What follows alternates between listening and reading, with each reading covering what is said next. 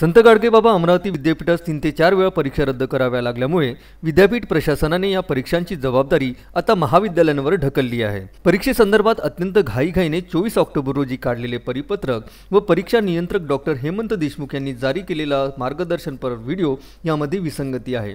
त्यामुळे काही विद्यार्थ्यांना 50% प्रश्नांच्या उत्तरावर 100% गुणांची खैरात होणार आहे, तर काही विद्यार्थ्यांचे मात्र नुकसान होणार आहे, असा आरोप सिनेट सदस्य प्राध्यापक डॉक्टर विवेक देशमुख यांनी केला आहे। परीक्षेचे वेळापत्रक जाहीर करणे, प्रश्नपत्रिका तयार करणे, उत्तरपत्रिकांचे मूल्यांकन करणे, परीक्षार्थ्यांचे गुण विद्यापीठांकडे पाठवणे आदी कामांकरिता महाविद्यालयास अवघे 10 दिवस देण्यात येत असून ही संपूर्ण प्रक्रिया 5 नोव्हेंबरपर्यंत महाविद्यालयास पूर्ण करावयाची आहे। विद्यापीठाकडे सुसज्ज यंत्रणा असतानाही त्यांना 3 ते 4 वेळा परीक्षा रद्द करावी लागली, मात्र तरीही विद्यापीठाने महाविद्यालयांना केवळ 10 दिवसांची मुदत दिल्याने हा अन्याय आहे। परिपत्रकानुसारच महाविद्यालय स्तरावर संबंधित विषयांच्या अभ्यासक्रमावर आधारित एकूण 40 प्रश्नांच्या विषयनिहाय प्रश्नपत्रिका तयार करावयाच्या असून 40 प्रश्नांपैकी विद्यार्थ्यांना कोणतेही 20 प्रश्न सोडवावे लागतील। त्यापैकी प्रत्येक प्रश्नाला 2 गुण राहतील। याचाच अर्थ 40 प्रश्नांची प्रश्नपत्रिका असल्यामुळे विद्यार्थ्यांनी कुठलेही केवळ 20 प्रश्न सोडवणे अभिप्रेत आहे।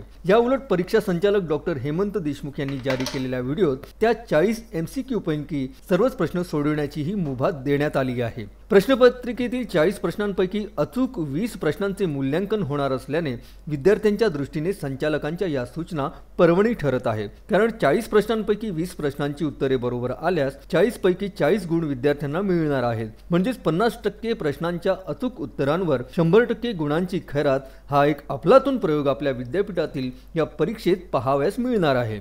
परिपत्रक व संचालकांच्या व्हिडिओतील विसंगतीमुळे काही विद्यार्थी फक्त 20 प्रश्नांची उत्तरे देतील, तर काही जण 40 प्रश्नांची उत्तरे देतील। या दोन्ही प्रकारच्या विद्यार्थ्यांच्या गुणांमध्ये प्रचंड तफावत राहणार आहे। यामध्ये पहिल्या प्रकारच्या गटांच्या विद्यार्थ्यांचे नुकसान होणार आहे, तर दुसऱ्या प्रकारच्या गटातील विद्यार्थ्यांची लॉटरी लागणार आहे। पुढे निकाल लागल्यावर आणखी गोंधळ उडणार आहे।